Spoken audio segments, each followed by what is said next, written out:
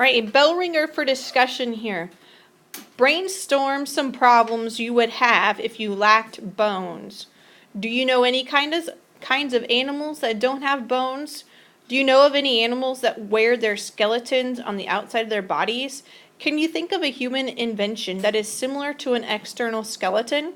We'll discuss this in class. You do not have to record in a science journal. Okay, the objectives today is to identify the major organs of the skeletal system, describe the functions of your bones, and describe 3 types of joints. And we'll also look at a few different types of injuries and diseases that affect bones and joints. So joints are actually also a part of the skeletal system, not just bones. So bones and joints. So where it says made up of, go ahead and put bones, cartilage, and the connective tissue that holds bones together.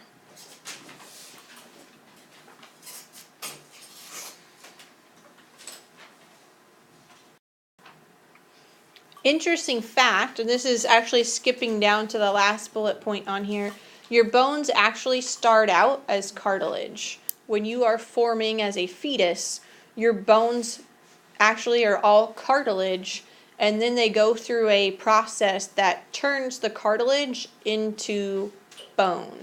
So the cartilage is made up of these cells, and those cells will differentiate into bone cells, and they will harden. And so a bone cell and a cartilage cell look very similar, but the bone cell is obviously a little harder than the cartilage cell. And then that is also how your bones grow. The ends of your bones as you're growing are made of cartilage. And so the cartilage on the ends of your bones will turn into bone cells. You know how you go to the doctor and sometimes they can predict how tall you're going to be? Usually they look at an x-ray, and they look at your growth plate at the end of your long bones, and they can see like how big your growth plate is and about how, like, I don't know how they do it, about how tall you're going to get because of the cartilage there turn into bone tissue.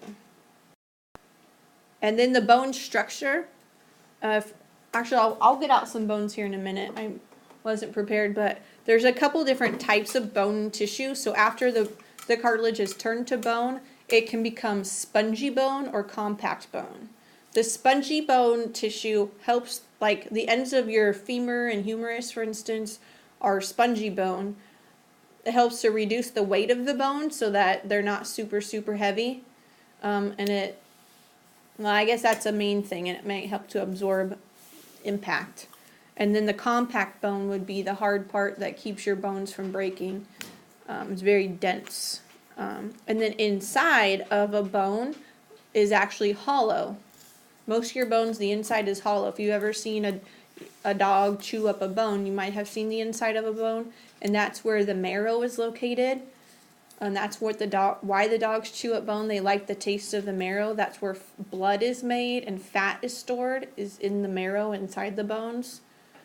So dogs and other carnivores tend to think that's pretty tasty. So I'll give you a look-see at the bones.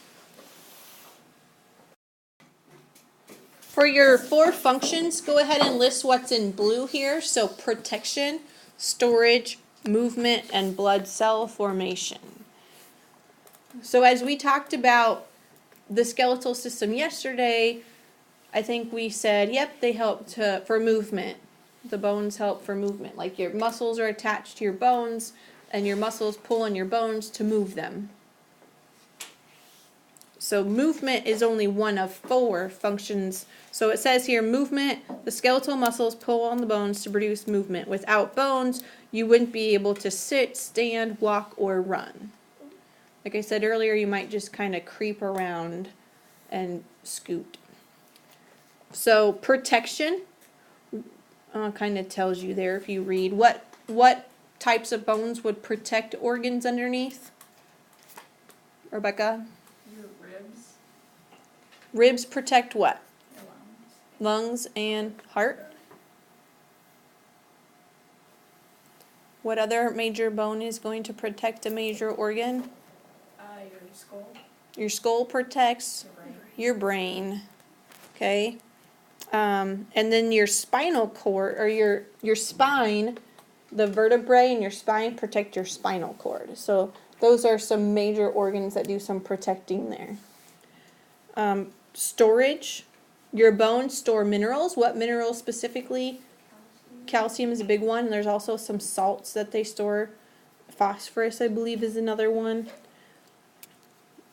So it helps store minerals that help your nerves and muscles function properly. And they can store fat to be used for energy. So not all of your fat is stored in your bones, but your bones do store some fat. And that's actually called yellow marrow. That will be in that long cavity inside of a long bone. And then the other weird function that you don't think of with bones is that they make blood cells, red blood cells. So some of your bones, those long ones with the cavities, have red bone marrow that makes red blood cells. Your liver will break down old red blood cells, and your bones will make new ones. So your red blood cells don't live for very long before they're broken down and then remade, which is really cool. All right, you have this picture on your notes, and I apologize if it didn't copy very clearly, but go ahead and fill in the missing organs. Are the missing bones there? The two bones that I have trouble with are actually the three. The radius, the ulna, the tibia, and the tibia. Okay. Those, it's really hard to because you mix them up. Okay, the ulna is on your pinky side of your arm, and your ulna actually extends all the way up your elbow, because your ulna is, here, I'll draw a picture up here. Okay. Sorry, this is loading. Your ulna has this crook in it. Whoa, that's really fat. Like this, and then so that's the top of your ulna. The end of your humerus, which makes up the top of your arm, will sit in there. So this actually acts as a hinge joint. So you move your arm, you bend it back and forth, and that humerus just moves around in that little hook, which is the end of the ulna. The bones you do need to know are the ones you're filling in your notes. Okay, so your skeletal system is also made up of your joints. A joint is a place where two or more bones meet, and they're held together by ligaments. Ligaments are connective tissue that hold bones together. There are actually a lot of different types of joints. This slide just shows you 3. A gliding joint would be at your thumb, and it allows you to have this opposable type of thumb. I just showed you examples of the ball and socket of your hip. You also have a ball and socket in your shoulder, so your humerus has that same ball end and allows for a lot of flexibility. So it's like a joystick to move around. And then the hinge joint, I showed you like the elbow. Your knee is another hinge joint, just goes back and forth to flex and extend a joint. All right, then we have some injuries and diseases associated with the skeletal system. Every system we do is going to have a page like this. So you can fracture or break a bone. A fracture is a fancy word for a break. A fracture and a break are the same thing. There's lots of different types of fractures. Ligaments, like I said, hold bone to bone and they connect joints together, can be stretched or torn.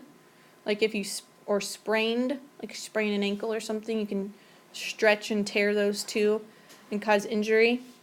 Arthritis causes swelling of the joints or stiffening of the joints. See how quickly I can tell you this. I have a couple of things I want to say as far as this. The prefix of arthritis is arthro, and arthro means arthro means joint, and itis means inflammation or swelling of. I'll have to go over that again.